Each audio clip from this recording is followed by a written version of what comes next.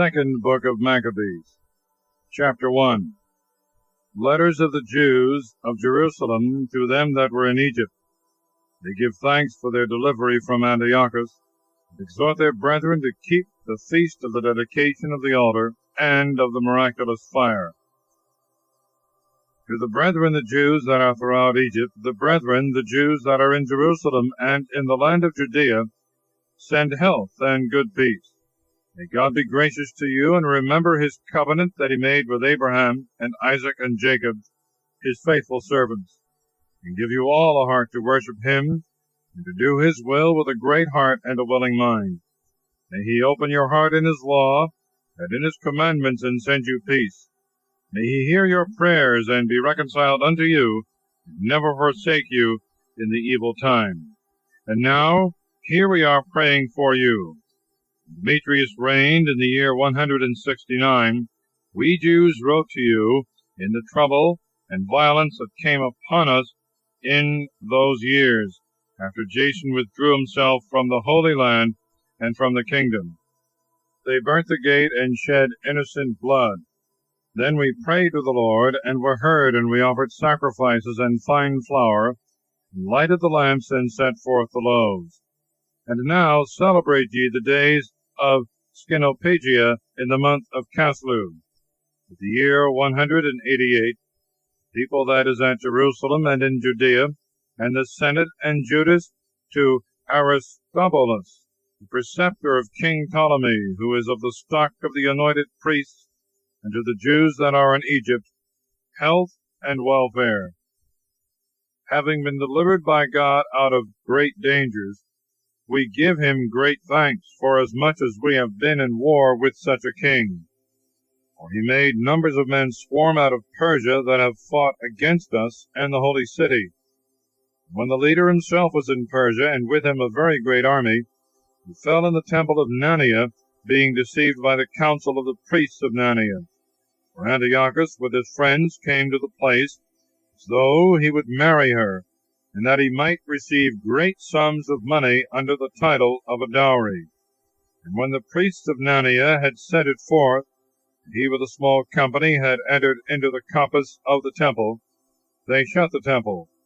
And Antiochus was come in, and opening a secret entrance of the temple, they cast stones and slew the leader, and them that were with him, and hewed them in pieces, cutting off their heads, he threw them forth.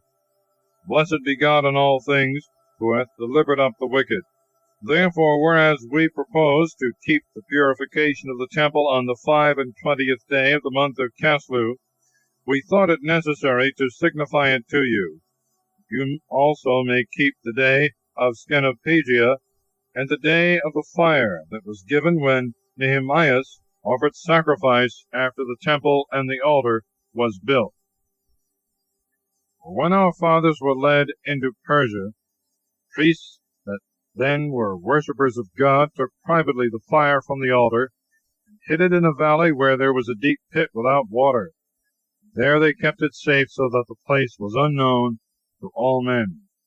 But when many years had passed, and it pleased God that Nehemias should be sent by the king of Persia, he sent some of the posterity of those priests that had hid it to seek for the fire. And as they told us, they found no fire but thick water. Then he made them draw it up, and bring it to him, and the priest Nehemias commanded the sacrifices that were laid on to be sprinkled with the same water, both the wood and the things that were laid upon it.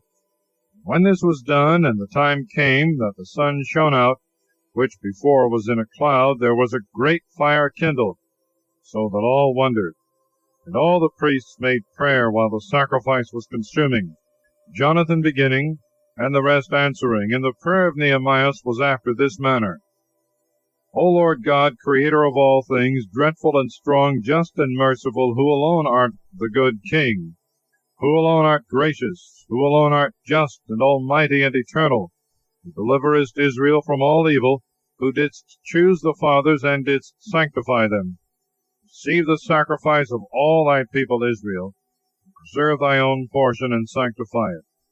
Gather together our scattered people, deliver them that are slaves to the Gentiles, Look upon them that are despised and abhorred. The Gentiles may know that thou art our God. Punish them that oppress us, and that treat us injuriously with pride. Establish thy people in thy holy place, as Moses hath spoken. And the priests sung hymns till the sacrifice was consumed. And when the sacrifice was consumed, Nehemiah commanded the water that was left to be poured out upon the great stones, which being done, there was kindled a flame from them, but it was consumed by the light that shined from the altar. And when this matter became public, it was told to the king of Persia that in the place where the priests that were led away had hid the fire, there appeared water, with which Nehemiah and they that were with him had purified the sacrifices. The king, considering and diligently examining the matter, made a temple for it, that he might prove what had happened. When he had proved it, he gave the priests many goods and divers presents. He took and distributed them to them with his own hand. And Nehemiah called this place Nephthar, which is interpreted purification, but many call it Nephi. Chapter 2. A continuation of the second letter of Jeremiah's hiding the ark at the time of the captivity. The author's preface.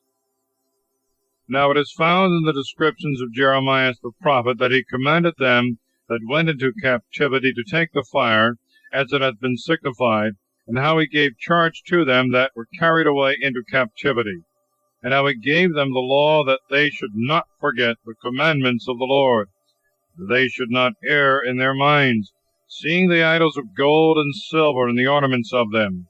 And with other such like speeches, he exhorted them that they would not remove the law from their heart. It was also contained in the same writing how the prophet, being warned by God, commanded that the tabernacle and the ark should accompany him till he came forth to the mountain, where Moses went up and saw the inheritance of God. And when Jeremiah came thither, he found a hollow cave, and he carried in thither the tabernacle and the ark and the altar of incense, and so stopped the door. Then some of them that followed him came up to mark the place, but they could not find it. And when Jeremiah perceived it, he blamed them, saying, The place shall be unknown till God gather together the congregation of the people, and receive them to mercy. Then the Lord will show these things, and the majesty of the Lord shall appear. There shall be a cloud, as it was also showed to Moses. And he showed it when Solomon prayed that the place might be sanctified to the great God. He treated wisdom in a magnificent manner. Like a wise man, he offered the sacrifice of the dedication and of the finishing of the temple. And as Moses prayed to the Lord, and fire came down from heaven and consumed the holocaust, so Solomon also prayed, and fire came down from heaven and consumed the holocaust. Moses said, Because the sin offering was not eaten, it was consumed. So Solomon also celebrated the dedication 8 days. These same things were set down in the memoirs and commentaries of Nehemiah, and how he made a library and gathered together out of the countries books both of the prophets and of David, and the epistles of the kings, and concerning the holy gifts. And in like manner Judas also gathered together all such things as were lost by the war we had, and they are in our possession. Wherefore, if you want these things, send some that may fetch them to you. As we are then about to celebrate the purification, we have written unto you, and you shall do well if you keep the same days. We hope that God, who hath delivered his people, and hath rendered to all the inheritance, and the kingdom, and the priesthood, and the sanctuary, as he promised in the law, will shortly have mercy upon us, and will gather us together from every land under heaven into the holy place. He hath delivered us out of great perils, and hath cleansed the place. Now as concerning Judas Maccabeus and his brethren, and the purification of the great temple, and the dedication of the altar, as also the wars against Antiochus the illustrious, and his son Eupator, and the manifestations that came from heaven to them, that behaved themselves manfully on the behalf of the Jews, so that, being but a few, they made themselves masters of the whole country, and put to flight the barbarous multitude, and recovered again the most renowned temple in all the world, and delivered the city, and restored the laws that were abolished, poured with all clemency, showing mercy to them. And all such things as have been comprised in 5 books by Jason of Cyrene, we have attempted to abridge in 1 book. Considering the multitude of books, and the difficulty that they find that desire to undertake the narrations of histories because of the multitude of the matter, we have taken care for those indeed that are willing to read, that it might be a pleasure of mind, and for the studious, they may more easily commit to memory, and that all that read might receive profit. But as to ourselves indeed, in undertaking this work of abridging, we have taken in hand no easy task, yea, rather a business full of watching and sweat. As they that prepare a feast seek to satisfy the will of others, for the sake of many we willingly undergo the labor, leaving to the authors the exact handling of every particular, and as for ourselves, according to the plan proposed, studying to be brief. For as the master builder of a new house must have care of the whole building, but he that taketh care to paint it must seek out fit things for the adorning of it, so must it be judged for us. For to collect all that is to be known, put the discourse in order, and curiously to discuss every particular point, is the duty of the author of a history. To pursue brevity of speech, and to avoid nice declarations of things, is to be granted to him that maketh an abridgment. Here, then, we will begin the narration. Let this be enough by way of a preface, for it is a foolish thing to make a long prologue, and to be short in the story itself. Chapter 3. Heliodorus is sent by King Seleucus to take away the treasures deposited in the temple. He is struck by God and healed by the prayers of the high priest. Therefore, when the holy city was inhabited with all peace, and the laws as yet were very well kept, because of the godliness of Onias the high priest, and the hatred his soul had of evil, it came to pass that even the kings themselves and the princes esteemed the place worthy of the highest honor, and glorified the temple with very great gifts.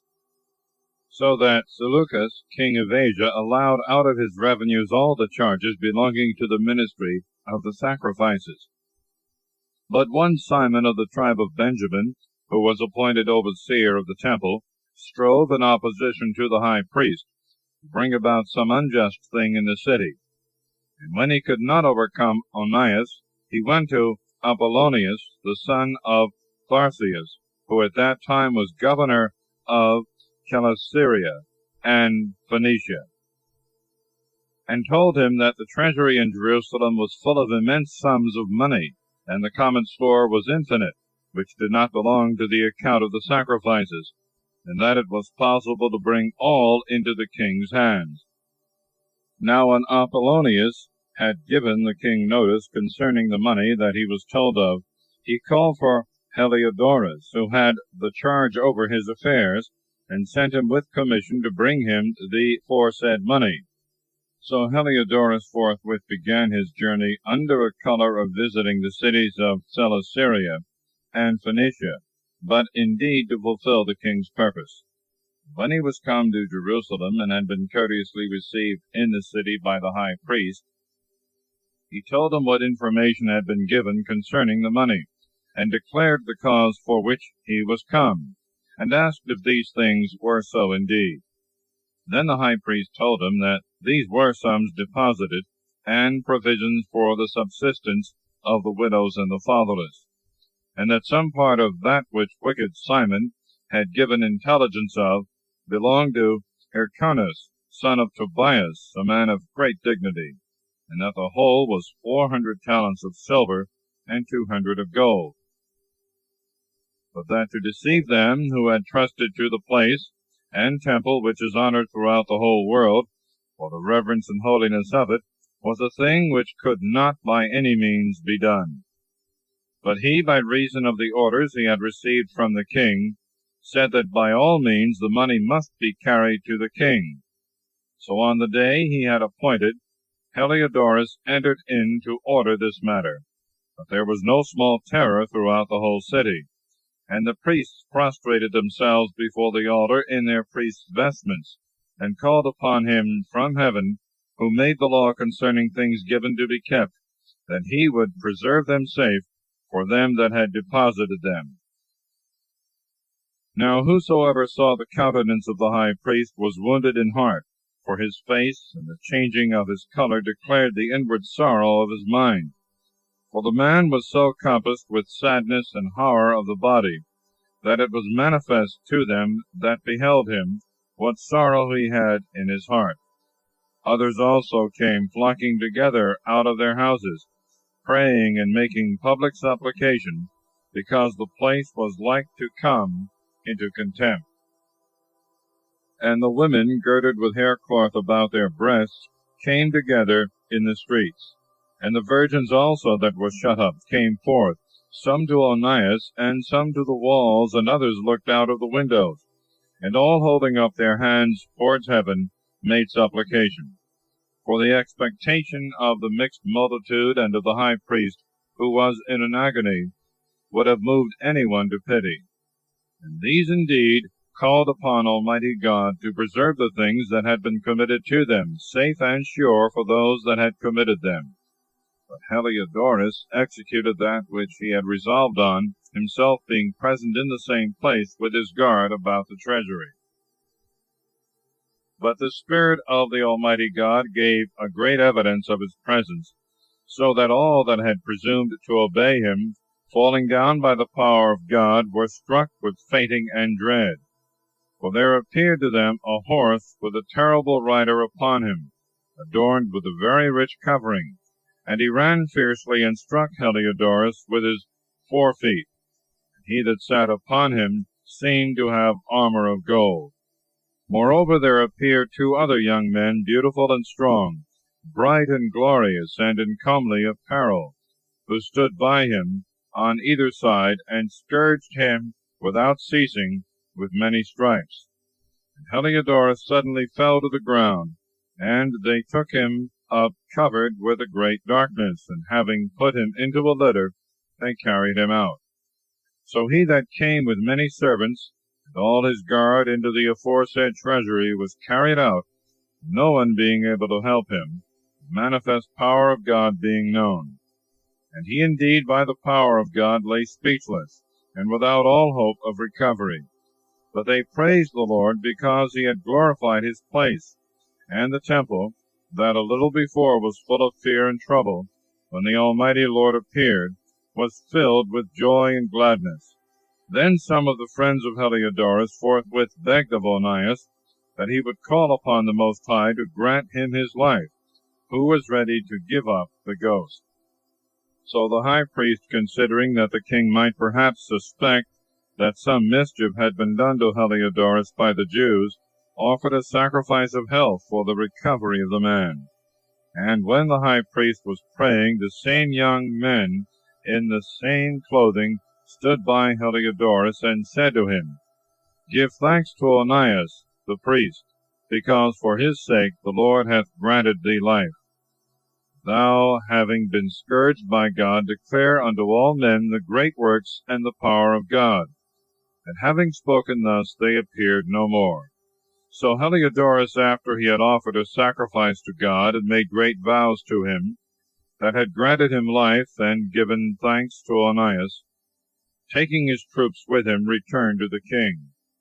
He testified to all men the works of the great God, which he had seen with his own eyes. When the king asked Heliodorus who might be a fit man to be sent yet once more to Jerusalem, he said, If thou hast any enemy or traitor to thy kingdom, send him thither. Thou shalt receive him again scourged, if so be he escape. For there is undoubtedly in that place a certain power of God. For he that hath his dwelling in the heavens is the visitor and protector of that place, and he striketh and destroyeth them that come to do evil to it. And the things concerning Heliodorus and the keeping of the treasury fell out in this manner. Chapter 4. Onias has recourse to the king. The ambition and wickedness of Jason and Menelaus. Onias is treacherously murdered. But Simon, of whom we spoke before, who was the betrayer of the money and of his country, spoke ill of Onias, as though he had incited Heliodorus to do these things, and had been the promoter of evils. And he presumed to call him a traitor to the kingdom, who provided for the city, and defended his nation, and was zealous for the law of God.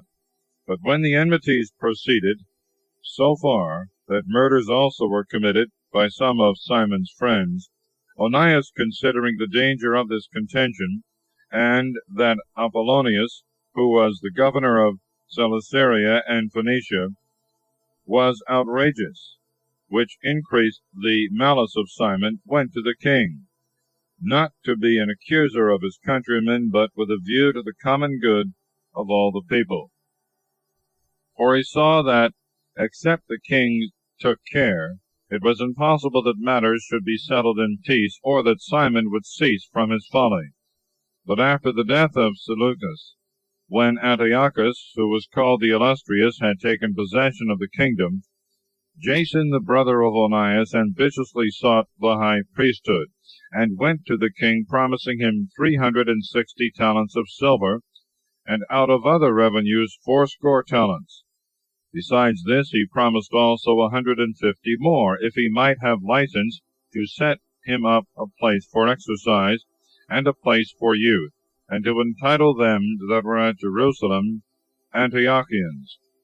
Which when the king had granted, and he had gotten the rule into his hands, forthwith he began to bring over his countrymen to the fashion of the heathens, and abolishing those things which had been decreed of special favor by the kings in behalf of the Jews, by the means of John, the father of Eupolemus, who went ambassador to Rome to make amity and alliance, he disannulled the lawful ordinances of the citizens, and brought in fashions that were perverse.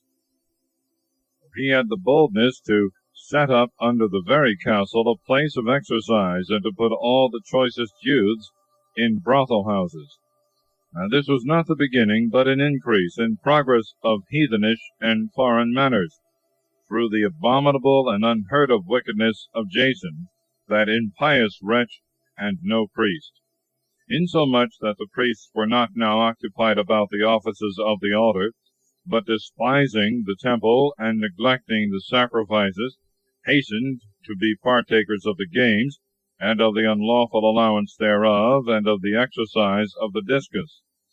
Setting naught by the honors of their fathers, they esteemed the Grecian glories for the best, for the sake of which they incurred a dangerous contention, and followed earnestly their ordinances, and in all things they coveted to be like them, who were their enemies and murderers.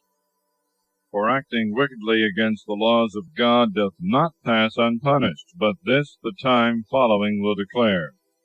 Now when the game that was used every 5th year was kept at Tyre, the king being present, wicked Jason sent from Jerusalem sinful men to carry 300 didrachmas of silver for the sacrifice of Hercules.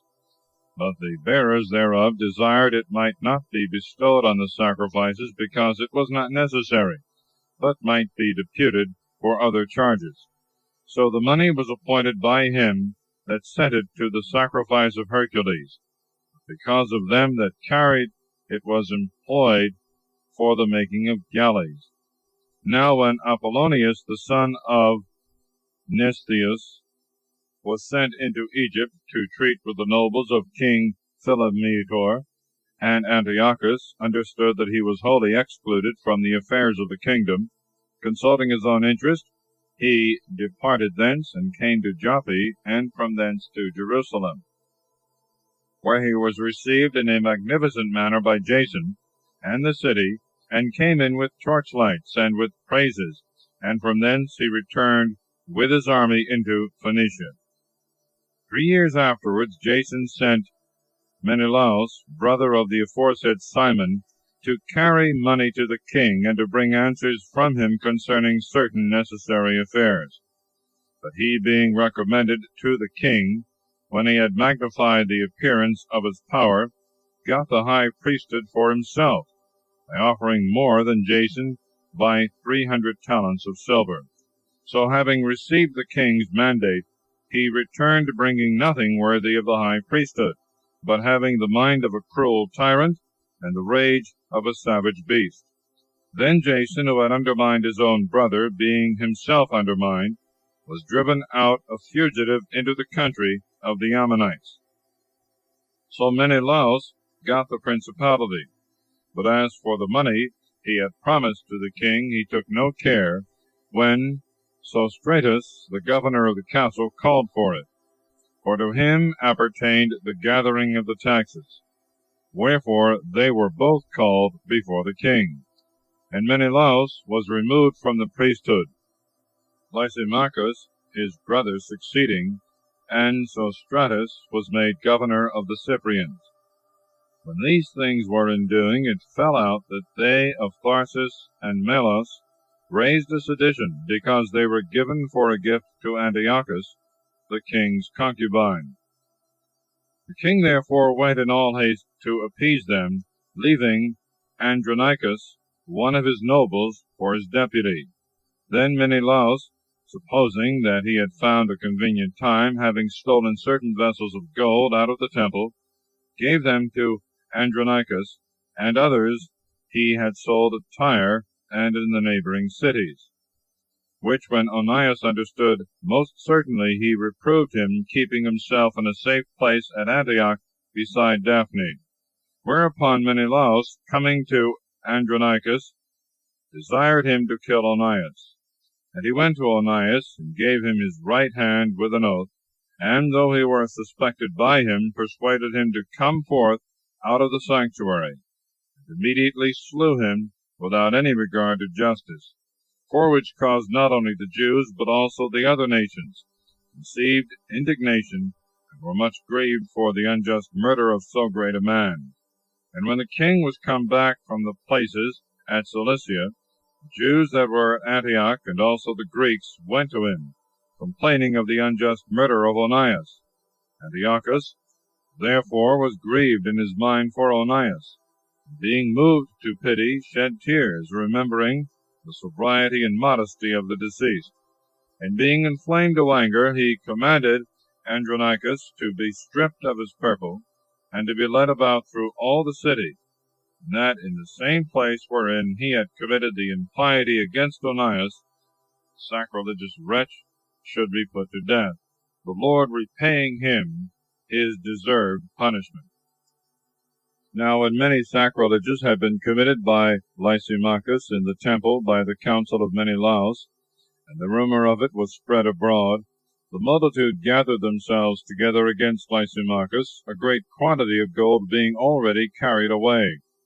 Wherefore the multitude making an insurrection, and their minds being filled with anger, Lysimachus armed about 3,000 men, and began to use violence, one Tyrannus being captain, a man far gone both in age and in madness. When they perceived the attempt of Lysimachus, some caught up stones, some strong clubs, and some threw ashes upon Lysimachus. Many of them were wounded, and some struck down to the ground, but all were put to flight. And as for the sacrilegious fellow himself, they slew him beside the treasury. Now concerning these matters, an accusation was laid against Menelaus. When the king was come to Tyre, 3 men were sent from the ancients to plead the cause before him. But Menelaus, being convicted, promised Ptolemy to give him much money to persuade the king to favor him. So Ptolemy went to the king in a certain court where he was, as it were to cool himself, and brought him to be of another mind. So Menelaus, who was guilty of all the evil, was acquitted by him of the accusations. Those poor men who, if they had pleaded their cause even before Scythians, should have been judged innocent, were condemned to death. Thus they that prosecuted the cause for the city and for the people and the sacred vessels did soon suffer unjust punishment. Wherefore even the Tyrians, being moved with indignation, were liberal towards their burial, And so, through the covetousness of them that were in power, Menelaus continued in authority, increasing in malice to the betraying of the citizens. Chapter 5. Wonderful signs are seen in the air. Jason's wickedness and end. Antiochus takes Jerusalem and plunders the temple. At the same time Antiochus prepared for a second journey into Egypt.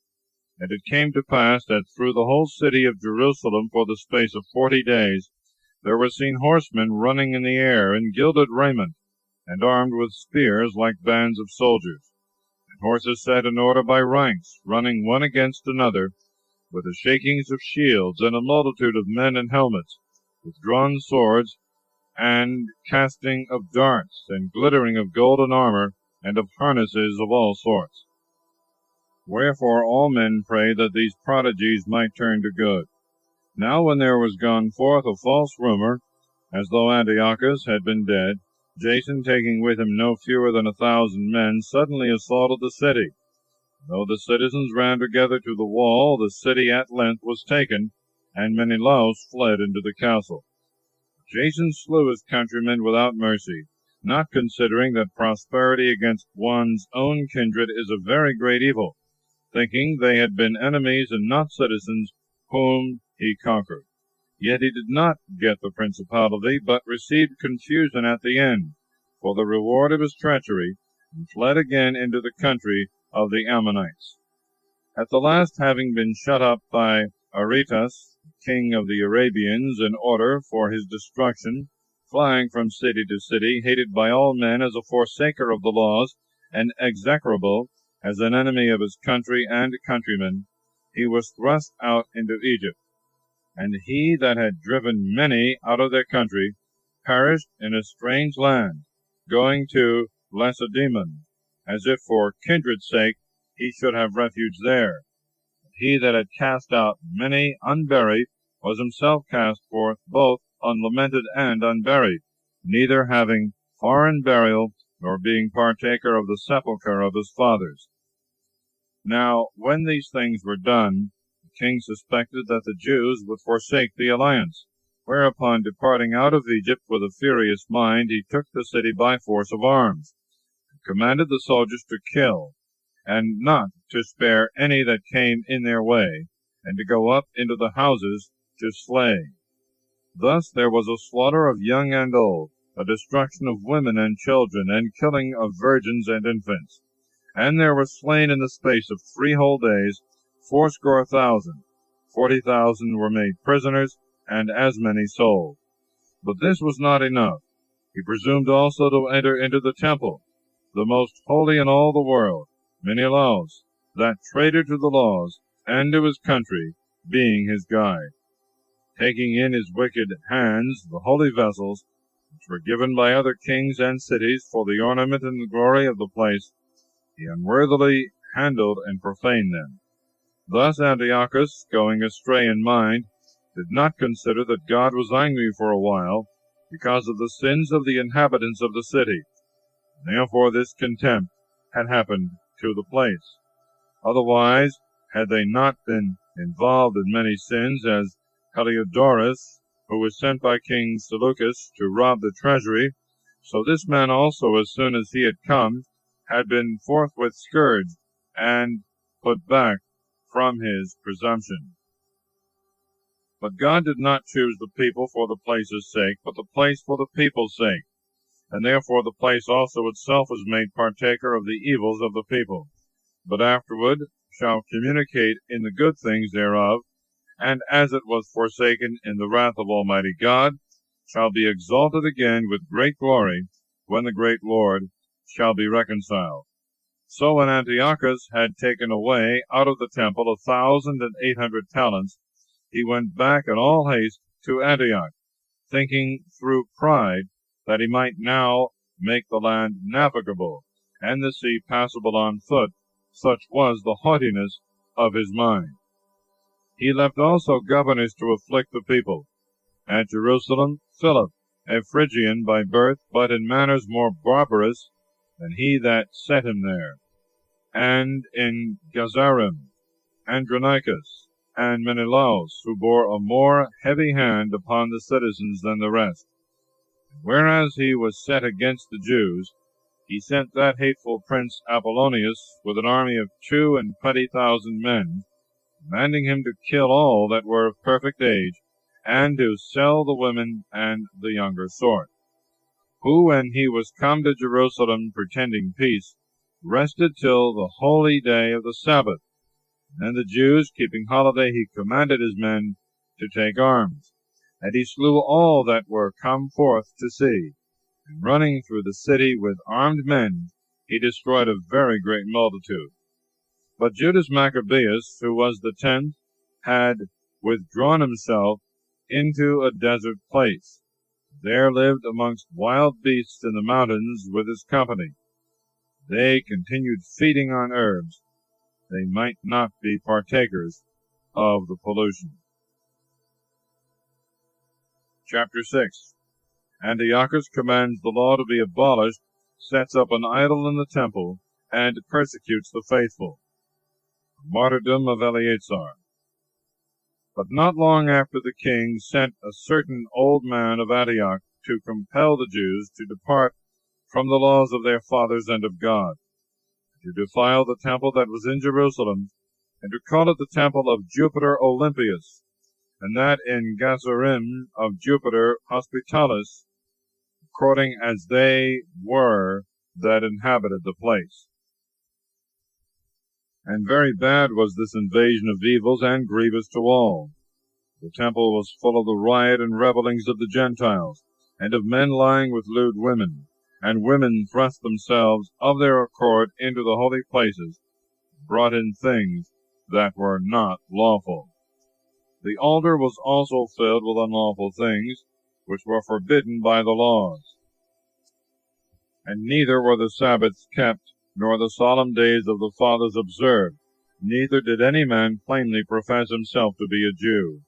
But they were led by bitter constraint on the king's birthday to the sacrifices, and when the feast of Bacchus was kept, they were compelled to go about crowned with ivy in honor of Bacchus.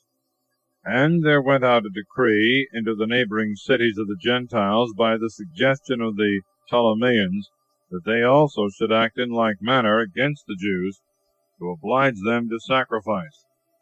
Whosoever would not conform themselves to the ways of the Gentiles should be put to death. Then was misery to be seen. 2 women were accused to have circumcised their children, whom, when they had openly led about through the city, with the infants hanging at their breasts, they threw down headlong from the walls. And others that had met together in caves that were near, and were keeping the Sabbath day privately, being discovered by Philip, were burnt with fire, because they made a conscience to help themselves with their hands by reason of the religious observance of the day. Now I beseech those that shall read this book, that they be not shocked at these calamities, but that they consider the things that happen, not as being for the destruction, but for the correction of our nation. It is a token of great goodness when sinners are not suffered to go on in their ways for a long time, but are presently punished. For not as with other nations whom the Lord patiently expecteth, that when the day of judgment shall come he may punish them in the fullness of their sins, doth he also deal with us, so as to suffer our sins to come to their height, and then take vengeance on us. Therefore he never withdraweth his mercy from us, but, though he chastises people with adversity, he forsaketh them not. But let this suffice in a few words for a warning to the readers. And now we must come to the narration.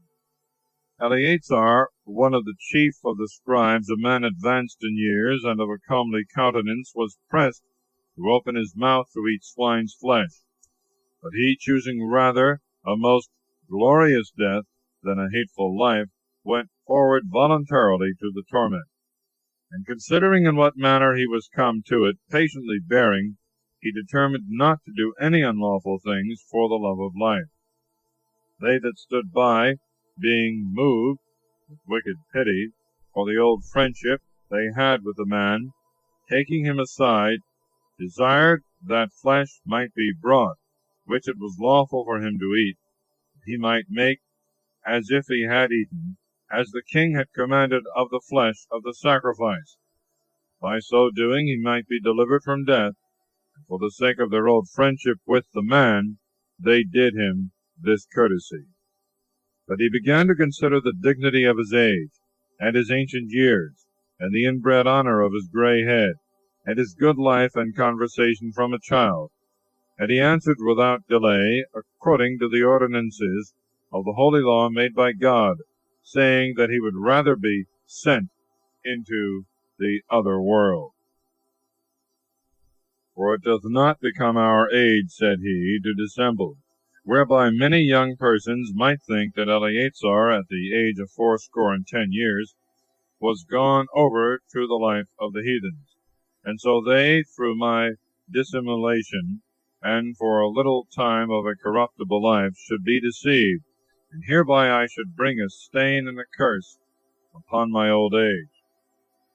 For though for the present time I should be delivered from the punishments of men, yet should I not escape the hand of the Almighty, neither alive nor dead. Wherefore, by departing manfully out of this life, I shall show myself worthy of my old age. And I shall leave an example of fortitude to young men, with a ready mind and constancy. I suffer an honorable death for the most venerable and most holy laws. Having spoken thus, he was forthwith carried to execution. They that led him, and had been a little before more mild, changed to wrath for the words he had spoken, which they thought were uttered out of arrogancy. When he was now ready to die with the stripes, he groaned and said, O Lord, who hast the holy knowledge, thou knowest manifestly that whereas I might be delivered from death, I suffer grievous pains in body, but in soul am well content to suffer these things because I fear thee. Thus did this man die, leaving not only to young men, but also to the whole nation, the memory of his death for an example of virtue and fortitude. Chapter 7. The glorious martyrdom of the 7 brethren and their mother. It came to pass also that 7 brethren, together with their mother, were apprehended and compelled by the king to eat swine's flesh against the law, for which end they were tormented with whips and scourges. But one of them, who was the eldest, said thus, What wouldst thou ask or learn of us? We are ready to die rather than to transgress the laws of God, received from our fathers. Then the king, being angry, commanded frying pans and brazen cauldrons to be made hot. Forthwith, being heated, commanded to cut out the tongue of him that had spoken first, the skin of his head being drawn off, to chop off also the extremities of his hands and feet, the rest of his brethren and his mother looking on. And when he was now maimed in all parts, he commanded him, being yet alive, to be brought to the fire, and to be fried in the frying pan. While he was suffering therein long torments, the rest, together with the mother, exhorted one another to die manfully, saying, The Lord God will look upon the truth, and will take pleasure in us, as Moses declared in the profession of the Canticle, and in his servants he will take pleasure. So when the first was dead after this manner, they brought the next to make him a mocking stock. When they had pulled off the skin of his head with the hair, they asked him if he would eat, before he were punished throughout the whole body in every limb. But he answered in his own language and said, I will not do it. Wherefore he also in the next place received the torments of the first. And when he was at the last gasp, he said thus, Thou indeed, O most wicked man, destroyest us out of this present life. The King of the world will raise us up, who die for his laws in the resurrection of eternal life. After him the third was made a mocking stock. When he was required, he quickly put forth his tongue, and courageously stretched out his hands, and said with confidence, These I have from heaven. But for the laws of God I now despise them, because I hope to receive them again from him. So that the king and they that were with him wondered at the young man's courage, because he esteemed the torments as nothing. And after he was thus dead, they tormented the fourth in the like manner. And when he was now ready to die, he spoke thus: It is better, being put to death by men, to look for hope from God, to be raised up again by him. For as to thee, thou shalt have no resurrection unto life. When they had brought the fifth, they tormented him. But he, looking upon the king, said, Whereas thou hast power among men, though thou art corruptible, thou dost what thou wilt. But think not that our nation is forsaken by God. But stay patiently a while, and thou shalt see his great power, in what manner he will torment thee and thy seed. After him they brought the sixth, and he, being ready to die, spoke thus: Be not deceived without cause, for we suffer these things for ourselves, having sinned against our God, and things worthy of admiration are done to us. But do not think that thou shalt escape unpunished, for that thou hast attempted to fight against God. Now the mother was to be admired above measure, and worthy to be remembered by good men, who beheld her 7 sons slain in the space of one day, and bore it with a good courage, for the hope that she had in God. And she bravely exhorted every one of them in her own language, being filled with wisdom, and joining a man's heart to a woman's thought, she said to them, I know not how you were formed in my womb, for I neither gave you breath, nor soul, nor life, neither did I frame the limbs of every one of you. But the Creator of the world, that formed the nativity of men, and that found out the origin of all, he will restore to you again in his mercy both breath and life, as now you despise yourselves for the sake of his laws. Now Antiochus, thinking himself despised, and withal despising the voice of the upbraider, when the youngest was yet alive, did not only exhort him by words, but also assured him with an oath he would make him a rich and a happy man, and if he would turn from the laws of his fathers, take him for a friend, and furnish him with things necessary. But when the young man was not moved with these things, the king called the mother, and counseled her to deal with the young man to save his life. And when he had exhorted her with many words, she promised that she would counsel her son. So bending herself towards him, mocking the cruel tyrant, she said in her own language, My son, have pity upon me, that bore thee 9 months in my womb, and gave thee suck 3 years, and nourished thee, and brought thee up unto this age. I beseech thee, my son, look upon heaven and earth, and all that is in them, and consider that God made them out of nothing, and mankind also. So thou shalt not fear this tormentor, being made a worthy partner with thy brethren, receive death. In that mercy I may receive thee again with thy brethren. While she was yet speaking these words, the young man said, For whom do you stay? I will not obey the commandment of the king, but the commandment of the law, which was given us by Moses. But thou that hast been the author of all mischief against the Hebrews shalt not escape the hand of God, for we suffer thus for our sins.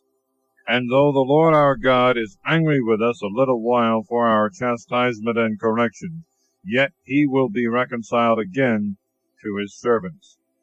Thou, O wicked, and of all men most flagitious, be not lifted up without cause with vain hopes, whilst thou art raging against his servants.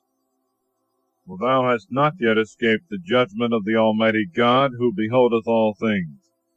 My brethren, having now undergone a short pain, are under the covenant of eternal life. But thou, by the judgment of God, shalt receive just punishment for thy pride. But I, like my brethren, offer up my life and my body for the laws of our fathers, calling upon God to be speedily merciful to our nation, and that thou by torments and stripes mayest confess that he alone is God, But in me and in my brethren the wrath of the Almighty, which hath justly been brought upon all our nation, shall cease. Then the king, being incensed with anger, raged against him more cruelly than all the rest, taking it grievously that he was mocked. So this man also died undefiled, wholly trusting in the Lord. Last of all, after the sons, the mother also was consumed.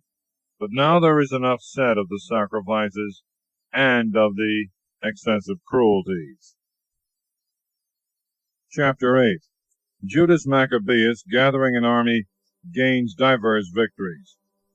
But Judas Maccabeus and they that were with him went privately into the town, and calling together their kinsmen and friends, and taking unto them such as continued in the Jews' religion, they assembled 6,000 men. And they called upon the Lord that he looked upon his people that was trodden down by all, and would have pity on the temple that was defiled by the wicked, that he would have pity also upon the city that was destroyed, that was ready to be made even with the ground, and would hear the voice of the blood that cried to him, that he would remember also the most unjust deaths of innocent children, and the blasphemies offered to his name, and would show his indignation on this occasion. Now when Maccabeus had gathered a multitude, he could not be withstood by the heathens, for the wrath of the Lord was turned into mercy. So coming unawares upon the towns and cities, he set them on fire. Taking possession of the most commodious places, he made no small slaughter of the enemies, and especially in the nights he went upon these expeditions, and the fame of his valor was spread abroad everywhere. Then Philip, seeing that the man gained ground by little, and that things for the most part succeeded prosperously with him, wrote to Ptolemy, the governor of Celesyria and Phoenicia, to send aid to the king's affairs. And he with all speed sent Nicanor, the son of Patroclus, one of his special friends, giving him no fewer than 20,000 armed men of different nations, to root out the whole race of the Jews, joining also with him Gorgias, a good soldier, and of great experience in matters of war. And Nicanor proposed to raise for the king the tribute of 2,000 talents, that was to be given to the Romans by making so much money of the captive Jews. Wherefore he sent immediately to the cities upon the sea-coast, to invite men together to buy up the Jewish slaves, promising that they should have 90 slaves for 1 talent, not reflecting on the vengeance which was to follow him from the Almighty. Now when Judas found that Nicanor was coming, he imparted to the Jews that were with him that the enemy was at hand, and some of them being afraid and distrusting the justice of God fled away. Others sold all that they had left, and withal besought the Lord that he would deliver them from the wicked Nicanor, who had sold them before he came near them. And if not for their sakes, yet for the covenant that he had made with their fathers, and for the sake of his holy and glorious name that was invoked upon them. But Maccabeus, calling together 7,000 that were with him, exhorted them not to be reconciled to the enemies, nor to fear the multitude of the enemies who came wrongfully against them, but to fight manfully, setting before their eyes the injury they had unjustly done the holy place, and also the injury they had done to the city, which had been shamefully abused, besides their destroying the ordinances of the fathers. For, said he, they trust in their weapons, and in their boldness, but we trust in the Almighty Lord, who at a beck can utterly destroy both them that come against us and the whole world. Moreover, he put them in mind also of the helps their fathers had received from God, and how under Sennacherib 185,000 had been destroyed, and of the battle that they had fought against the Galatians in Babylonia, how they, being in all but 6,000, when it came to the point, and the Macedonians, their companions, were at a stand, slew 120,000, because of the help they had from heaven, and for this they received many favors. With these words they were greatly encouraged, and disposed even to die for the laws and their country. So he appointed his brethren captains over each division of his army, Simon and Joseph and Jonathan, giving to each one 1,500 men. And after the holy book had been read to them by Esdras, and he had given them for a watchword the help of God, himself leading the first band, he joined battle with Nicanor. The Almighty being their helper, they slew above 9,000 men, and having wounded and disabled the greater part of Nicanor's army, they obliged them to fly. And they took the money of them that came to buy them, and they pursued them on every side. But they came back for want of time, for it was the day before the Sabbath, and therefore they did not continue the pursuit.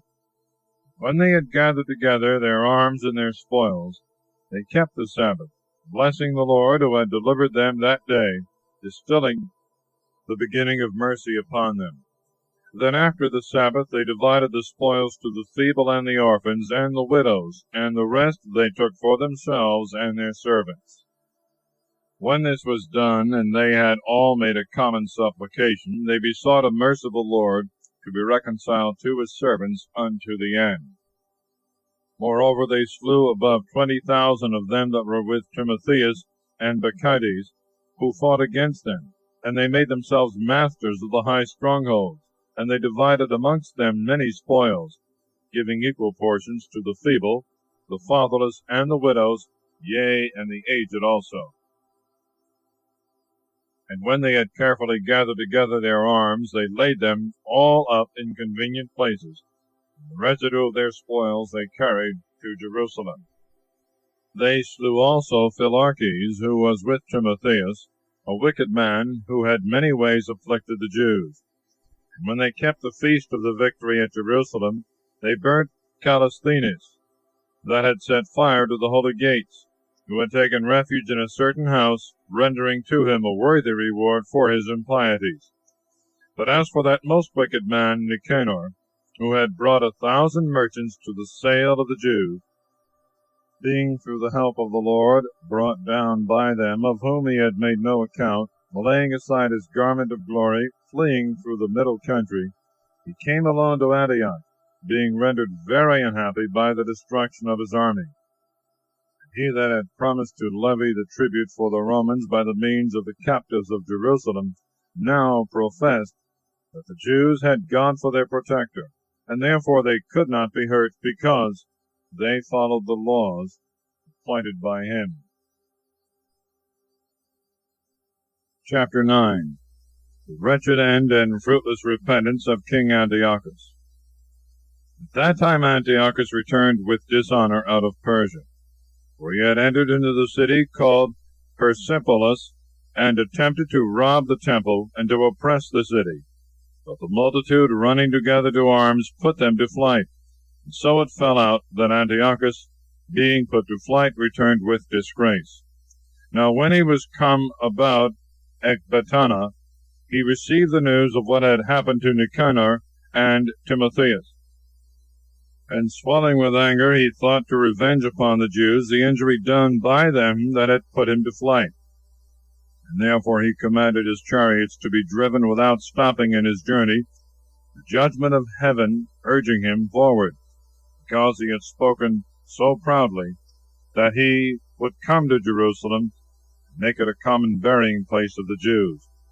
But the Lord, the God of Israel, that seeth all things, struck him with an incurable and an invisible plague. For as soon as he had ended these words, a dreadful pain in his bowels came upon him, and bitter torments of the inner parts. Indeed, very justly, seeing he had tormented the bowels of others with many and new torments, albeit he by no means ceased from his malice. Moreover, being filled with pride, breathing out fire in his rage against the Jews, and commanding the matter to be hastened, it happened as he was going with violence that he fell from the chariot, so that his limbs were much pained by a grievous bruising of the body. Thus he that seemed to himself to command even the waves of the sea, being proud above the condition of man, and to weigh the heights of the mountains in a balance, now being cast down to the ground, was carried in a litter, bearing witness to the manifest power of God in himself, so that worms swarmed out of the body of this man. Whilst he lived in sorrow and pain, his flesh fell off, and the filthiness of his smell was noisome to the army. And the man that thought a little before he could reach to the stars of heaven, no man could endure to carry for the intolerable stench. By this means, being brought from his great pride, he began to come to the knowledge of himself, being admonished by the scourge of God, his pains increasing every moment. And when he himself could not now abide his own stench, he spoke thus: It is just to be subject to God, and that a mortal man should not equal himself to God. Then this wicked man prayed to the Lord, of whom he was not like to obtain mercy. And the city to which he was going in haste to lay it even with the ground, and to make it a common burying place, he now desireth to make free. And the Jews, whom he said he would not account worthy to be so much as buried, but would give them up to be devoured by the birds and wild beasts, and would utterly destroy them with their children, he now promiseth to make equal with the Athenians. The holy temple also, which before he had spoiled, he promiseth to adorn with goodly gifts, and to multiply the holy vessels, and allow out of his revenues the charges pertaining to the sacrifices. Yea, also, that he would become a Jew himself, and would go through every place of the earth, and declare the power of God. But his pains not ceasing, for the just judgment of God was come upon him, despairing of life, he wrote to the Jews, in the manner of a supplication, a letter in these words: To his very good subjects, the Jews, Antiochus, king and ruler, wisheth much health and welfare and happiness. If you and your children are well, and if all matters go with you to your mind, we give very great thanks.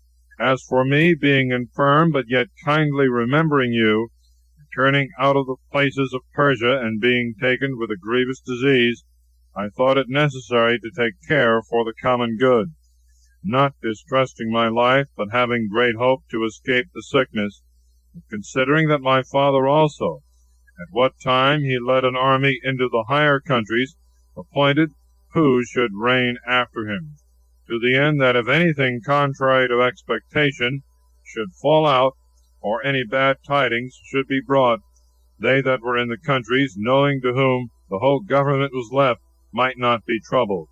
Moreover, considering that neighboring princes and borderers wait for opportunities, and expect what shall be the event, I have appointed my son Antiochus king, whom I often recommended to many of you when I went into the higher provinces, and I have written to him what I have joined here below. I pray you, therefore, and request of you, that remembering favors, both public and private, you will every man of you continue to be faithful to me and to my son. For I trust that he will behave with moderation and humanity, following my intentions, will be gracious unto you. Thus the murderer and blasphemer, being grievously struck, as himself had treated others, died a miserable death in a strange country among the mountains. And Philip, that was brought up with him, carried away his body, and out of fear of the son of Antiochus, went into Egypt to Ptolemy Philometor. Chapter 10. The purification of the temple and city. Other exploits of Judas. His victory over Timotheus. But Maccabees, and they that were with him, by the protection of the Lord, recovered the temple and the city again. But he threw down the altars which the heathens had set up in the streets, as also the temples of the idols. And having purified the temple, they made another altar. And taking fire out of the fiery stones, they offered sacrifices after 2 years, and set forth incense, and lamps, and the loaves of proposition. When they had done these things, they besought the Lord, lying prostrate on the ground, they might no more fall into such evils. But if they should at any time sin, they might be chastised by him more gently, and not be delivered up to barbarians and blasphemous men. Now upon the same day that the temple had been polluted by the strangers, the very same day it was cleansed again, to wit, on the 25th day of the month of Keslu. And they kept 8 days with joy, after the manner of the feast of the tabernacles, remembering that not long before they had kept the feast of the tabernacles when they were in the mountains and in dens like wild beasts. Therefore they now carried boughs and green branches and palms for him that had given them good success in cleansing his place. And they ordained by a common statute and decree that all of the nation of the Jews should keep those days every year. This was the end of Antiochus, that was called the Illustrious. But now we will relate the acts of Eupator, the son of that wicked Antiochus, abridging the account of the evils that happened in the wars. For when he was come to the crown, he appointed over the affairs of his realm one Lysias, general of the army of Phoenicia and Syria. For Ptolemy, that was called Macer, was determined to be strictly just to the Jews, and especially by reason of the wrong that had been done them, and to deal peaceably with them. Being accused for this to Eupator by his friends, and being oftentimes called traitor, because he had left Cyprus, which Philometor had committed to him, and coming over to Antiochus the Illustrious, had revolted also from him, put an end to his life by poison. But Gorgias, who was governor of the holds, taking with him the strangers, often fought against the Jews. The Jews that occupied the most commodious hold received those that were driven out of Jerusalem, and attempted to make war. And they that were with Maccabees, beseeching the Lord by prayers to be their helper, made a strong attack upon the strongholds of the Idumeans, and assaulting them with great force, won the holds, killed them that came in the way, and slew altogether no fewer than 20,000. And whereas some were fled into very strong towers, having all manner of provision to sustain a siege, Maccabees left Simon and Joseph and Zacchaeus, them that were with them in sufficient number to besiege them, and departed to those expeditions which urged more. Now they that were with Simon, being led with covetousness, were persuaded for the sake of money by some that were in the towers, and taking 70,000 drachmas, let some of them escape. But when it was told Maccabeus what was done, he assembled the rulers of the people, and accused those men that they had sold their brethren for money, having let their adversaries escape. So he put these traitors to death, and forthwith took the 2 towers. And having good success in arms and in all things he took in hand, he slew more than 20,000 in the 2 holds. But Timotheus, who before had been overcome by the Jews, having called together a multitude of foreign troops, and assembled horsemen out of Asia, came as though he would take Judea by force of arms. But Maccabeus and they that were with him, when he drew near, prayed to the Lord, sprinkling earth upon their heads, and girding their loins with haircloth, lying prostrate at the foot of the altar, besought him to be merciful to them, and to be an enemy to their enemies, and an adversary to their adversaries, as the law saith. And so after prayer, taking their arms, they went forth further from the city. When they were come very near the enemies, they rested. As soon as the sun was risen, both sides joined battle, one part having with their valor the Lord for a surety of victory and success, the other side making their rage their leader in battle. But when they were in the heat of the engagement, there appeared to the enemies from heaven 5 men upon horses, calmly with golden bridles, conducting the Jews, 2 of whom took Maccabeus between them, and covered him on every side with their arms, and kept him safe, but cast darts and fireballs against the enemy, so that they fell down, being both confounded with blindness and filled with trouble. And there were slain 20,500 and 600 horsemen. But Timotheus fled into Gazara, a stronghold, where Chaereas was governor. Then Maccabees, and they that were with him, cheerfully laid siege to the fortress 4 days. They that were within, trusting to the strength of the place, blasphemed exceedingly, and cast forth abominable words.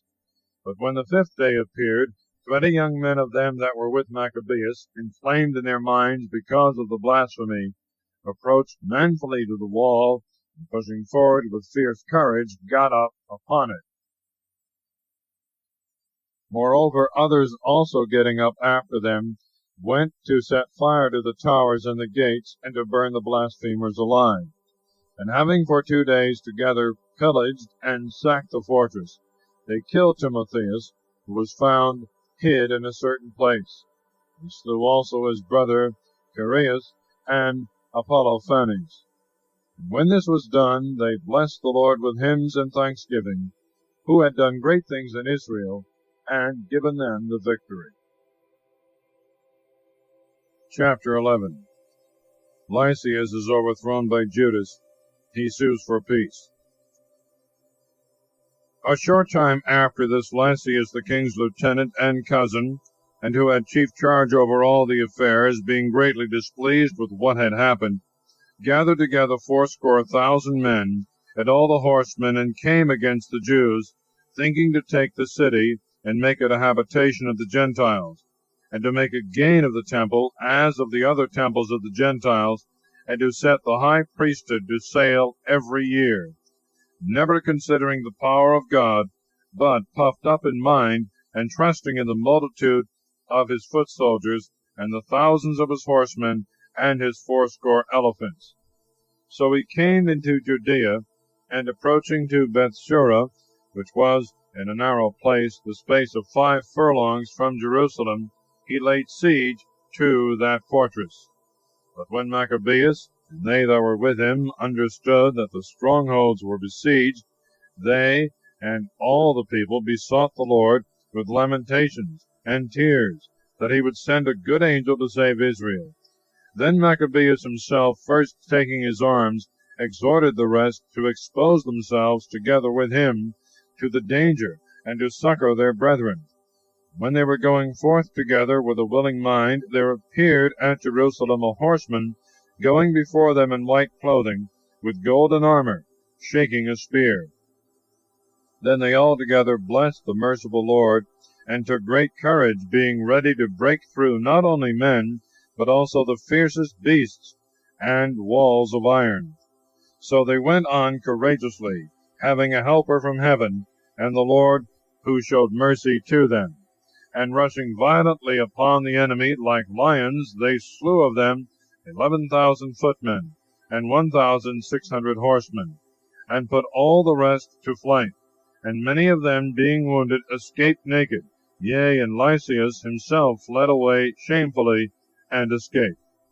And as he was a man of understanding, considering with himself the loss he had suffered, perceiving that the Hebrews could not be overcome, because they relied upon the help of the Almighty God, he sent to them, and promised that he would agree to all things that are just, and that he would persuade the king to be their friend. Then Maccabeus consented to the request of Lysias, providing for the common good in all things, and whatsoever Maccabeus wrote to Lysias concerning the Jews, the king allowed of. There were letters written to the Jews from Lysias to this effect: Lysias to the people of the Jews, greeting. John and Abesalom, who were sent from you, delivering your writings, requested that I would accomplish those things which were signified by them. Therefore, whatsoever things could be reported to the king, I have represented to him, and he hath granted as much as the matter permitted. If therefore you will keep yourselves loyal in affairs, hereafter also I will endeavor to be a means of your good. But as concerning other particulars, I have given orders by word both to these and to them that are sent by me, to commune with you. Fare ye well. In the year 148, 24th day of the month of Dioscorus. But the king's letter contained these words: King Antiochus to Lysias his brother, greeting. Our Father being translated amongst the gods, we are desirous that they that are in our realm should live quietly, and apply themselves diligently to their own concerns. We have heard that the Jews would not consent to my Father to turn to the rites of the Greeks, but that they would keep to their own manner of living, and therefore that they request us to allow them to live after their own laws. Wherefore, being desirous that this nation also should be at rest, we have ordained and decreed that the temples should be restored to them, that they may live according to the custom of their ancestors. Thou shalt do well, therefore, to send to them, grant them peace, that our pleasure being known, they may be of good comfort, and look to their own affairs. But the king's letter to the Jews was in this manner: King Antiochus, to the Senate of the Jews, and to the rest of the Jews, greeting. If you are well, you are as we desire. We ourselves also are well. Menelaus came to us, saying that you desire to come down to your countrymen that are with us. We grant, therefore, safe conduct to all that come and go until the 30th day of the month of Xanthicus, that the Jews may use their own kind of meats and their own laws as before, and that none of them any manner of ways be molested for things which have been done by ignorance. And we have sent also Menelaus to speak to you. Fare ye well. In the year 148, the 15th day of the month of Xanthicus. The Romans also sent them a letter to this effect: Quintus Memmius and Titus Manlius, ambassadors of the Romans, the people of the Jews, greeting.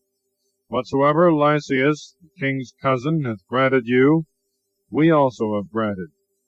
Touching such things as he thought should be referred to the king, after you have diligently conferred among yourselves, send some one forthwith, that we may decree as it is convenient for you.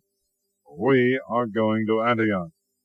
Therefore make haste to write back, that we may know of what mind you are.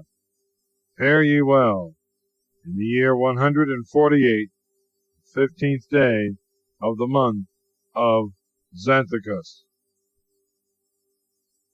Chapter 12. The Jews are still molested by their neighbors. Judas gains divers victories over them. He orders sacrifice and prayers for the dead. When these covenants were made, Lysias went to the king, and the Jews gave themselves to husbandry. They that were behind, namely Timotheus and Apollonius, the son of Gennaeus, also Hieronymus and Demothon, and besides them Nicanor, the governor of Cyprus, would not suffer them to live in peace and to be quiet. The men of Joppa also were guilty of this kind of wickedness. They desired the Jews who dwelt among them to go with their wives and children into the boats, which they had prepared as though they had no enmity to them, which when they had consented to, according to the common decree of the city, suspecting nothing because of the peace, they were gone forth into the deep. They drowned no fewer than 200 of them. But as soon as Judas heard of this cruelty done to his countrymen, he commanded the men that were with him, that after having called upon God the just judge, he came against those murderers of his brethren, and set the haven on fire in the night, burnt the boats, and slew with the sword them that escaped from the fire. And when he had done these things in this manner, he departed as if he would return again, and root out all the Joppites. But when he understood that the men of Jamnia also designed to do in like manner to the Jews that dwelt among them, he came upon the Jamnites also by night, and set the haven on fire with the ships, so that the light of the fire was seen at Jerusalem 240 furlongs off. And when they were now gone from thence 9 furlongs, and were marching towards Timotheus, 5,000 footmen and 500 horsemen of the Arabians set upon them. And after a hard fight, in which, by the help of God, they got the victory, The rest of the Arabians, being overcome, besought Judas for peace, promising to give him pastures and to assist him in other things. And Judas, thinking that they might be profitable indeed in many things, promised them peace, and after having joined hands, they departed to their tents. He also laid siege to a certain strong city, encompassed with bridges and walls, and inhabited by multitudes of different nations, the name of which is Casphim. But they that were within it, trusting in the strength of the walls and the provision of victuals, behaved in a more negligent manner, and provoked Judas with railing and blaspheming, and uttering such words as were not to be spoken. Maccabees, calling upon the great Lord of the world, who without any rams or engines of war threw down the walls of Jericho in the time of Joshua, fiercely assaulted the walls. Having taken the city by the will of the Lord, he made an unspeakable slaughter, so that a pool adjoining of 2 furlongs broad seemed to run with the blood of the slain. From thence they departed 750 furlongs, and came to Caracah, to the Jews that are called Tubianites. But as for Timotheus, they found him not in those places, for before he had dispatched anything, he went back, having left a very strong garrison in a certain hold. But Dositheus and Sosipater, who were captains with Maccabeus, slew them that were left by Timotheus in the hold, to the number of 10,000 men. Maccabeus, having set in order about him 6,000 men, and divided them by bands, went forth against Timotheus, who had with him 120,000 footmen, and 2,500 horsemen. Now when Timotheus had knowledge of the coming of Judas, he sent the women and children and the other baggage before him into a fortress called Carnion, for it was impregnable and hard to come at by reason of the straitness of the places. But when the first band of Judas came in sight, the enemies were struck with fear by the presence of God, who seeth all things, and they were put to flight one from another, so that they were often thrown down by their own companions, and wounded with the strokes of their own swords. But Judas was vehemently earnest in punishing the profane, of whom he slew 30,000 men. And Timotheus himself fell into the hands of the band of Dositheus and Sosipater, and with many prayers he besought them to let him go with his life, because he had the parents and brethren of many of the Jews, who by his death might happen to be deceived. And when he had given his faith that he would restore them according to the agreement, they let him go without hurt, for the saving of their brethren. Then Judas went away to Carnion, where he slew 25,000 persons. And after he had put to flight and destroyed these, he removed his army to Ephron, a strong city, wherein there dwelt a multitude of divers nations, and stout young men standing upon the walls made a vigorous resistance. And in this place there were many engines of war, and a provision of darts. When they had invocated the Almighty, who with his power breaketh the strength of the enemies, they took the city, and slew 25,000 of them that were within. And thence they departed to Scythopolis, which lieth 600 furlongs from Jerusalem.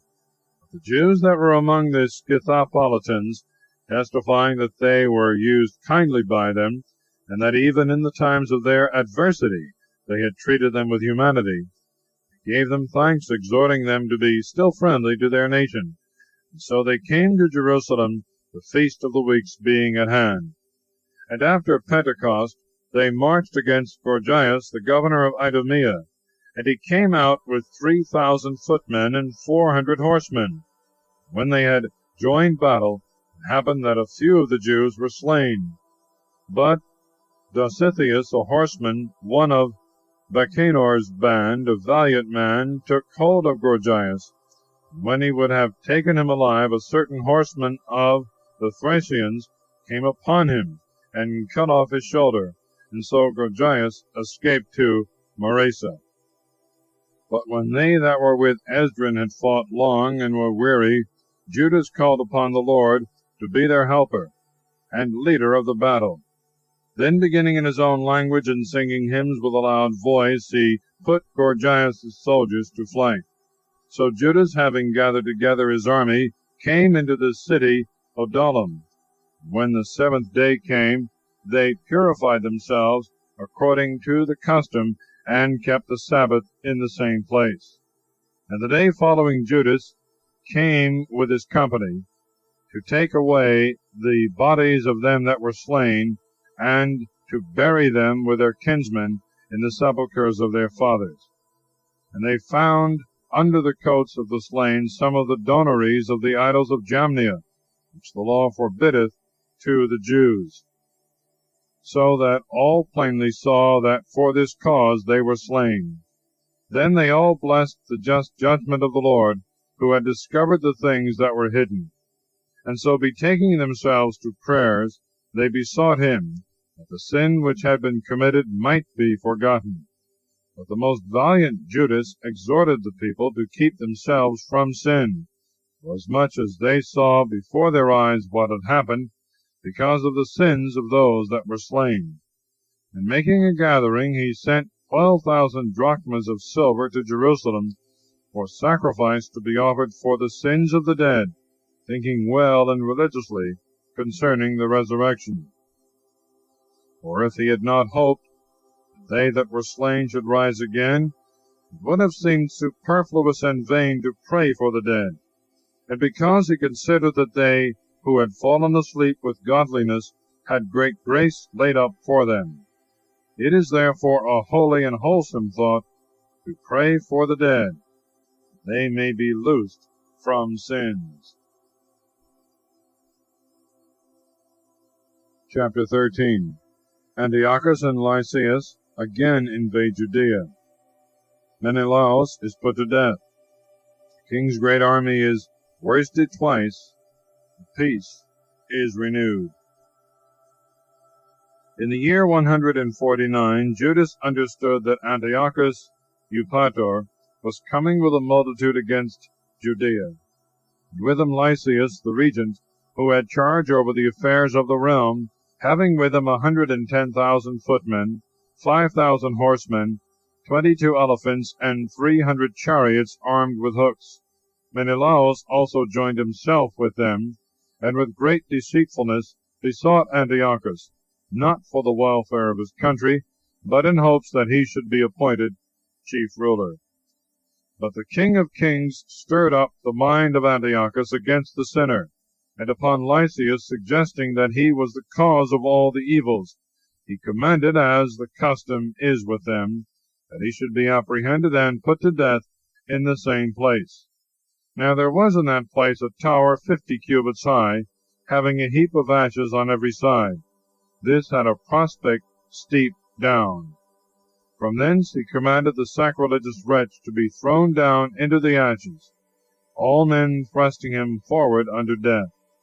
And by such a law it happened that Menelaus, the transgressor of the law, was put to death, not having so much as burial in the earth. And indeed very justly, for insomuch as he had committed many sins against the altar of God, fire and ashes of which were holy, he was condemned to die in ashes. But the king, with his mind full of rage, came on to show himself worse to the Jews than his father was, which, when Judas understood, he commanded the people to call upon the Lord day and night, and as he had always done, so now also he would help them, because they were afraid to be deprived of the law, and of their country, and of the holy temple, and that he would not suffer the people that had of late taken breath for a little while to be again in subjection to blasphemous nations. So when they had done all this together, and had craved mercy of the Lord with weeping and fasting, lying prostrate on the ground for 3 days continually, Judas exhorted them to make themselves ready, But he with the ancients determined, before the king should bring his army into Judea, and make himself master of the city, to go out and to commit the event of the thing to the judgment of the Lord. So committing all to God, the Creator of the world, and having exhorted his people to fight manfully, and to stand up even to death for the laws, the temple, the city, their country, and citizens, he placed his army about Modin. And having given his company for a watchword, the victory of God, with most valiant chosen young men, he set upon the king's quarter by night, and slew 4,000 men in the camp, and the greatest of the elephants with them that had been upon him, and having filled the camp of the enemies with exceeding great fear and tumult, they went off with good success. Now this was done at the break of day by the protection and help of the Lord.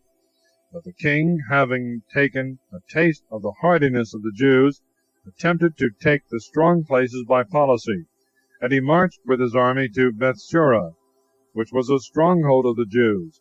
But he was repulsed, he failed, he lost his men. Now Judas sent necessaries to them that were within, but Rhodocus, one of the Jews' army, disclosed the secrets to the enemies. So he was sought out and taken up and put in prison. Again the king treated with them that were in Bethsura, gave his right hand, took theirs, and went away. He fought with Judas, and was overcome. And when he understood that Philip, who had been left over the affairs, had rebelled at Antioch, he was in a consternation of mind, and entreating the Jews, and yielding to them, he swore to all things that seemed reasonable, and being reconciled offered sacrifices, honored the temple, and left gifts. He embraced Maccabees, and made him governor and prince from Ptolemais unto the Gerenians. But when he was come to Ptolemais, the men of that city were much displeased with the conditions of the peace, being angry for fear they should break the covenant. Then Lysias went up to the judgment seat, and set forth the reason, and appeased the people, and returned to Antioch, and thus matters went with regard to the king's coming and his return. Chapter 14. Demetrius challenges the kingdom. Alcimus applies to him to be made high priest. Nicanor is sent into Judea. His dealings with Judas. His threats. The history of Rosias. But after the space of 3 years, Judas, and they that were with him, understood that Demetrius, the son of Seleucus, was come up with a great power, and a navy by the haven of Tripolis, to places proper for his purpose, and had made himself master of the countries against Antiochus and his general Lysias.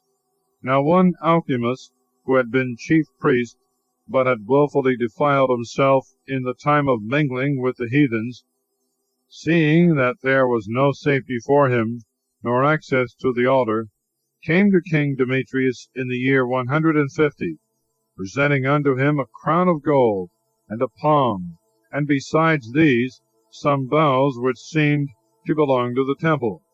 And that day indeed he held his peace. But having gotten a convenient time to further his madness, being called to council by Demetrius, and asked what the Jews relied upon, and what were their counsels, he answered thereunto, They among the Jews that are called Assyrians, of whom Judas Maccabeus is captain, nourish wars, and raise seditions, and will not suffer the realm to be in peace. For I also, being deprived of my ancestors' glory, I mean of the high priesthood, am now come hither, principally indeed out of fidelity to the king's interest, but in the next place also to provide for the good of my countrymen. For all our nation suffereth much from the evil proceedings of those men. Wherefore, O king, seeing thou knowest all these things, take care, I beseech thee, both of the country and of our nation, according to thy humanity, which is known to all men. For as long as Judas liveth, It is not possible that the state should be quiet. Now when this man had spoken to this effect, the rest also of the king's friends, who were enemies of Judas, incensed Demetrius against him. Forthwith he sent Nicanor, the commander over the elephants, governor into Judea, giving him in charge to take Judas himself, and disperse all them that were with him, and to make Alcimus the high priest of the great temple. Then the Gentiles who had fled out of Judea from Judas came to Nicanor by flocks, thinking the miseries and calamities of the Jews to be the welfare of their affairs. Now when the Jews heard of Nicanor's coming, and that the nations were assembled against them, they cast earth upon their heads, and made supplication to him who chose his people to keep them forever, and to protect it his portion by evident signs. Then at the commandment of their captain, forthwith removed from the place where they were, and went to the town of Dessau to meet them. Now Simon, the brother of Judas, had joined battles with Nicanor, but was frightened with the sudden coming of the adversaries. Nevertheless, Nicanor, hearing of the valor of Judas's companions, and the greatness of courage with which they fought for their country, was afraid to try the matter by the sword. Wherefore he sent Posidonius and Theodosius and Matthias before to present and receive the right hands. And when there had been a consultation thereupon, and the captain had acquainted the multitude with it, they were all of one mind to consent to covenants. So they appointed a day upon which they might commune together by themselves. And seats were brought out, and set for each one. But Judas ordered men to be ready in convenient places, lest some mischief might be suddenly practiced by the enemies. So they made an agreeable conference. And Nicanor abode in Jerusalem, and did no wrong, but sent away the flocks of the multitudes that had been gathered together. And Judas was always dear to him from the heart, and he was well affected to the man. And he desired him to marry a wife and to have children. So he married. He lived quietly, and they lived in common. But Alcimus, seeing the love they had one to another, and the covenants, came to Demetrius, and told him that Nicanor assented to the foreign interest, for that he meant to make Judas, who was a traitor to the kingdom, his successor. Then the king, being in a rage and provoked with this man's wicked accusations, wrote Nicanor, signifying that he was greatly displeased with the covenant of friendship, and that he commanded him nevertheless to send Maccabees prisoner in all haste to Antioch. When this was done, Nicanor was in a consternation, and took it grievously that he should make void the articles that were agreed upon, having received no injury from the man. But because he could not oppose the king, he watched an opportunity to comply with the others. When Maccabees perceived that Nicanor was more stern to him, and that when they met together as usual, he behaved himself in a rough manner, and was sensible that this rough behavior came not of good, he gathered together a few of his men, and hid himself from Nicanor. But he, finding himself notably prevented by the man, came to the great and holy temple, and commanded the priests that were offering the accustomed sacrifices to deliver him the man. When they swore unto him that they knew not where the man was whom he sought, he stretched out his hand to the temple, and swore, saying, Unless you deliver Judas prisoner to me, I will lay this temple of God even with the ground, and will beat down the altar, and I will dedicate this temple to Bacchus. When he had spoken thus, he departed. But the priests, stretching forth their hands to heaven, called upon him that was ever the defender of their nation, saying in this manner, Thou, O Lord of all things, who wantest nothing, wast pleased that the temple of thy habitation should be amongst us. Therefore now, O Lord, the Holy of all holies, keep this house for ever undefiled, which was lately cleansed. Now Razias, one of the ancients of Jerusalem, was accused to Nicanor, a man that was a lover of the city, and of good report, who for his affection was called the Father of the Jews. This man for a long time had held fast his purpose of keeping himself pure in the Jews' religion, and was ready to expose his body and life that he might persevere therein. So Nicanor, being willing to declare the hatred that he bore the Jews, sent 500 soldiers to take him, for he thought by ensnaring him to hurt the Jews very much. Now as the multitude sought to rush into his house, to break open the door and to set fire to it, when he was ready to be taken, he struck himself with his sword, choosing to die nobly, rather than to fall into the hands of the wicked, and to suffer abuses unbecoming his noble birth. Whereas through haste he missed of giving himself a sure wound, and the crowd was breaking into the doors, he ran boldly to the wall, and manfully threw himself down to the crowd. But they quickly making room for his fall, he came upon the midst of the neck. And as he had yet breath in him, being inflamed in mind, he arose. And while his blood ran down with a great stream, and he was grievously wounded, he ran through the crowd, and standing upon a steep rock, when he was now almost without blood, grasping his bowels with both hands, he cast them among the throng, calling upon the Lord of life and spirit to restore these to him again. And so he departed this life. Chapter 15. Judas, encouraged by a vision, gains a glorious victory over Nicanor. The conclusion. But when Nicanor understood that Judas was in the places of Samaria, he purported to set upon him with all violence on the Sabbath day.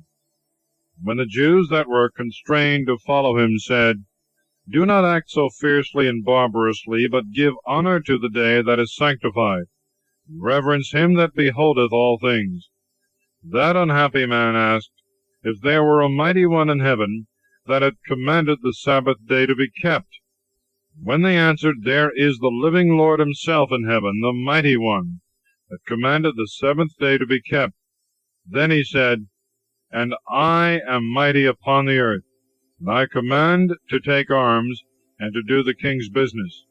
Nevertheless he prevailed not to accomplish his design. So Nicanor, being puffed up with exceeding great pride, thought to set up a public monument of victory over Judas. But Maccabees ever trusted with all hope that God would help him. And he exhorted his people not to fear the coming of the nations, but to remember the help they had before received from heaven, and now to hope for victory from the Almighty. Speaking to them out of the law and the prophets, and withal putting them in mind of the battles they had fought before, he made them more cheerful. Then after he had encouraged them, he showed withal the falsehood of the Gentiles, and their breach of oaths. So he armed every one of them, not with defense of shield and spear, but with very good speeches and exhortations, and told them a dream worthy to be believed, whereby he rejoiced them all. Now the vision was in this manner. Onias, who had been high priest, a good and virtuous man, modest in his looks, gentle in his manners, and graceful in his speech, and who from a child was exercised in virtues, holding up his hands, prayed for all the people of the Jews. After this there appeared also another man, admirable for age and glory, and environed with great beauty and majesty. Then Onias answering said, This is a lover of his brethren, and of the people of Israel. This is he that prayeth much for the people, and for all the holy city, Jeremias, the prophet of God. Whereupon Jeremias stretched forth his right hand, and gave to Judas a sword of gold, saying, Take this holy sword, a gift from God, wherewith thou shalt overthrow the adversaries of my people Israel. Thus being exhorted with the words of Judas, which were very good and proper to stir up the courage and strengthen the hearts of the young men, they resolved to fight, and to set upon them manfully, that valor might decide the matter, because the holy city and the temple were in danger. For their concern was less for their wives and children and for their brethren and kinsfolks, but their greatest and principal fear was for the holiness of the temple. And they also that were in the city had no little concern for them that were to be engaged in battle. And now, when all expected what judgment would be given, and the enemies were at hand, and the army was set in array, the beasts and the horsemen ranged in convenient places, Maccabees, considering the coming of the multitude, and the divers preparations of armor, and the fierceness of the beasts, stretching out his hands to heaven, called upon the Lord, that worketh wonders, who giveth victory to them that are worthy, not according to the power of their arms, but according as it seemeth good to him. And in his prayer he said after this manner, Thou, O Lord, who didst send thy angel in the time of Ezekias king of Judah, and didst kill 185,000 of the army of Sennacherib, send now also, O Lord of heaven, thy good angel before us, for the fear and dread of the greatness of thy arm, that they may be afraid who come with blasphemy against thy holy people. And thus he concluded his prayer. But Nicanor and they that were with him came forward with trumpets and songs. But Judas and they that were with him encountered them, calling upon God by prayers. So fighting with their hands, but praying to the Lord with their hearts, they slew no less than 35,000, being greatly cheered with the presence of God.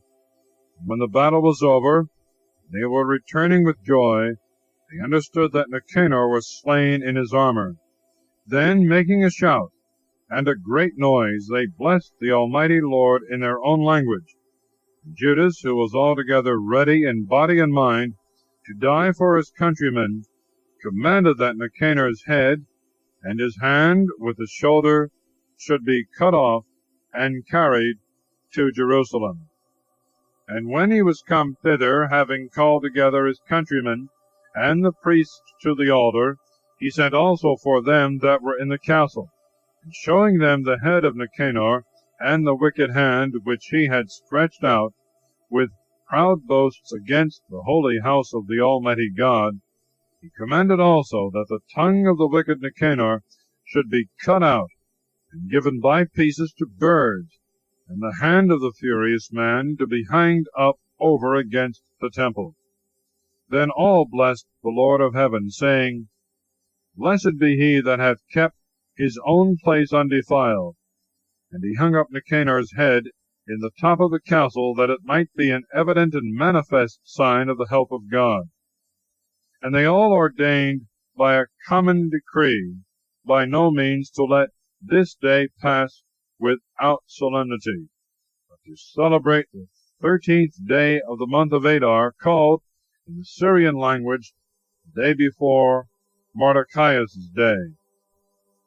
So these things being done with relation to Nicanor, and from that time the city being possessed by the Hebrews, I also will here make an end of my narration. Which if I have done well, and as it becometh the history, it is what I desired. But if not so perfectly, it must be pardoned me.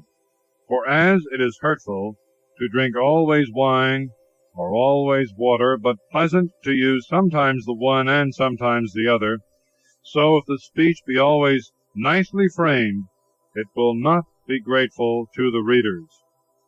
But here it shall be ended. Thus concludes the second book of Maccabees and the Old Testament.